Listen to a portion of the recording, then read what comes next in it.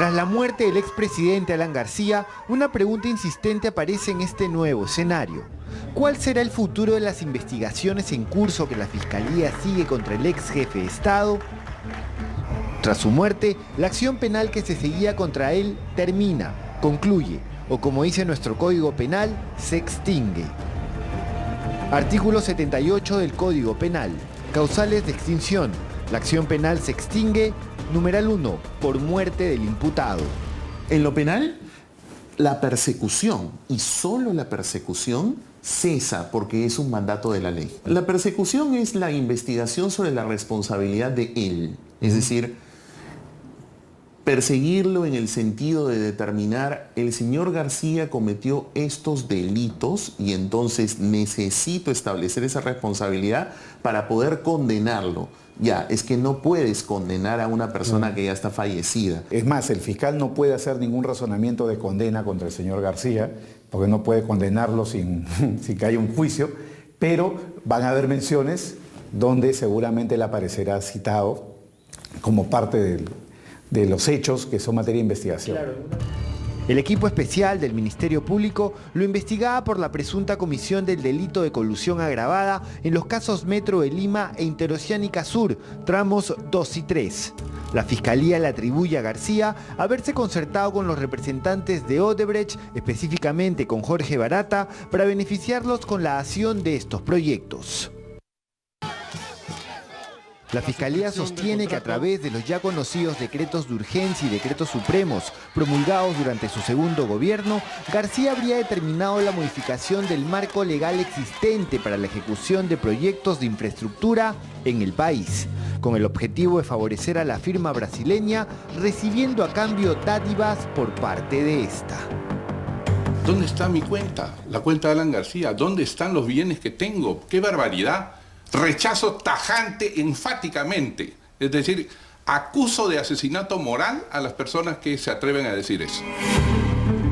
Teniendo en cuenta esto, el exmandatario también era investigado por la presunta comisión del delito de lavado de activos. En base a información entregada por la propia Odebrecht en el marco del acuerdo de colaboración con la justicia peruana, la Fiscalía sostiene que los $100.000 que el expresidente recibió de parte de la Federación de Industrias de Sao Paulo, FIESP, por una conferencia dictada en mayo del 2012, es en realidad dinero proveniente de la Caja 2 de Odebrecht y respondía a un pago acordado con los brasileños por la dación de los proyectos del Metro y la IRSA Sur. La Fiscalía asegura también que fue el beneficiario final de parte de los $4,5 millones que Odebrecht habría entregado a Luis Nava Guibert, exsecretario de la Presidencia durante su segundo gobierno, y al hijo de este, José Antonio Nava Mendiola, en algunos casos valiéndose de intermediarios como el empresario Miguel Atala. En la hipótesis fiscal, García encabezaba una organización criminal conformada por los exfuncionarios de su segundo gobierno, detenidos esta semana, entre los que figuran el exministro de Transportes Enrique Cornejo, el exvicepresidente Petroperú Miguel Atala, entre otros. Si bien todas las imputaciones y acusaciones contra García se archivan o se extinguen, las investigaciones contra el resto de imputados en estos casos va a continuar. Y para ello, para determinar la responsabilidad de estas personas, la indagación en torno al accionar de García seguirá teniendo un papel relevante. Las investigaciones se mantienen intactas. Evidentemente, los casos contra García se van a archivar por el solo mérito de su partida de defunción. Pero la investigación contra, por ejemplo, el señor Nava, el señor Atala y sus colaboradores continúa.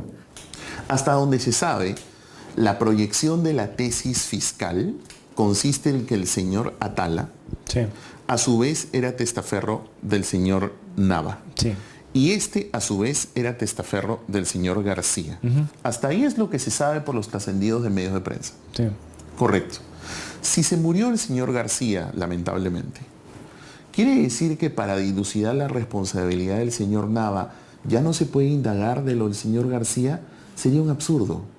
Claro que se puede indagar. Lo que no se puede hacer es perseguir a un fallecido. Como se está imputando acá organización criminal, supuestamente el presidente García era el cabecilla. Él ya no puede ser juzgado, pero sí pueden ser juzgados todos los demás. Si es verdad que fuera así, es importante comprender cómo era la organización criminal. Por lo tanto, tendría que saberse cuál fue el rol que jugó García y todos los demás. Para eso la Fiscalía tiene que realizar actos de investigación, donde García ya no puede ser juzgado ni condenado, pero sí va a ser constantemente mencionado en las investigaciones.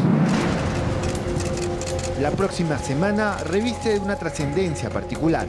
Se espera que la Fiscalía recoja en Brasil un testimonio mucho más extenso y determinante de Jorge Barata, quien según medios brasileños está devastado tras enterarse del suicidio del expresidente peruano. Según fuentes de la investigación fiscal, el exdirectivo de Odebrecht está obligado a responder a las preguntas de los fiscales peruanos. De no hacerlo, perdería su estatus de colaborador de la justicia brasileña y podría ir a la cárcel. En estos momentos, Barata goza de libertad en su país y no tiene proceso alguno abierto. ¿Barata tiene que hablar de García en Brasil o ya no tiene que hablar de García? A la luz de todo lo que te he comentado, para mí sí, porque está preguntando sobre la historia. Nuevamente, no confundamos. No. La investigación es sobre el hecho, que esto que los penalistas llaman punible, que es la historia. Lo que ha cesado es la persecución sobre un protagonista de la historia. A él se le puede preguntar sobre el caso del señor García, quien no será juzgado, pero para comprender el rol de Nava o de Atala es importante comprender el rol de García, para ver si la situación es más leve o más grave o ninguna participación de García. Si bien ya no se puede exigir tampoco una reparación civil a un fallecido, la Fiscalía puede plantear un proceso de extinción de dominio que busca revertir al Estado aquellos bienes obtenidos por alguien a través de dinero ilícito. Así estos hayan sido objeto de sucesión por causa de muerte. Son unos procedimientos que tratan de perseguir a esos bienes si es que han sido transferidos. Más allá de la transferencia. Más allá de la transferencia. Incluso sancionan que puedan ser actos gratuitos. En español, por ejemplo, las famosas anticipos de herencia, por ejemplo, o las transferencias vía herencia, post-mortem, por ejemplo, okay, o incluso compraventas. Es una norma bastante severa. Hay varios países en la región que tienen ese sistema, por ejemplo, Colombia. Alguien dice, por ejemplo, el señor García, quien fuera en vida, es presidente, tiene tales bienes, y se demuestra que tales bienes no tienen un origen lícito.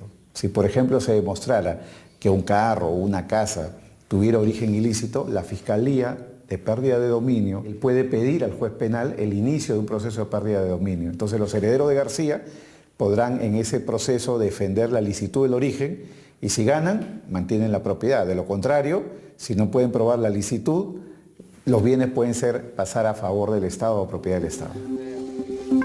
El órgano que plantearía esta medida a futuro sería la Fiscalía Especializada en Extinción de Dominio, cuyo coordinador general es precisamente Rafael Vela, también coordinador del equipo especial Lavallato.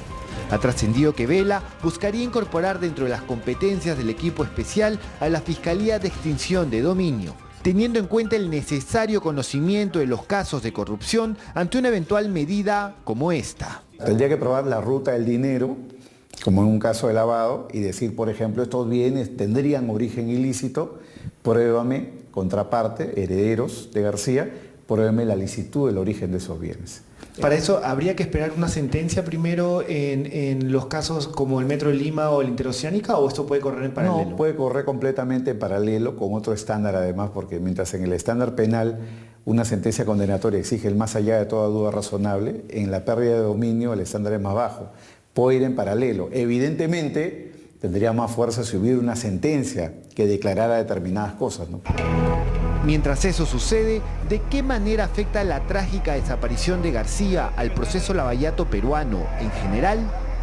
Creo que como va a ser natural de la estrategia de los investigados, y hay que dejarlo así de claro, son las posiciones estratégicas de estas otras personas, lo que van a querer hacer es naturalmente sacar provecho de esta situación, porque ha sido una situación límite, porque son herramientas límite que permite el sistema.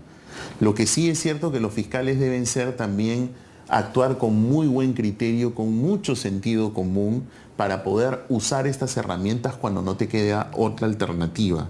Porque las otras partes, todos los investigados, que no te quepa la menor duda, y tampoco a la ciudadanía, que van a usar esto para poder petardear el sistema anticorrupción.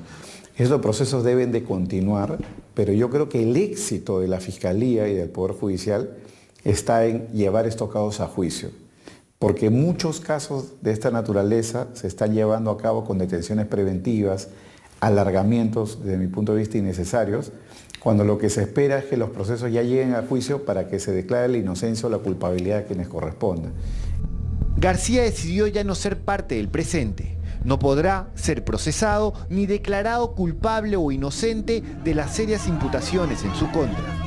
De lo que estas investigaciones y el futuro juicio oral concluyan, de lo que se llegue a saber sobre la real dimensión de su papel en estos casos, dependerá el tono que la historia empleará para referirse a él en el futuro.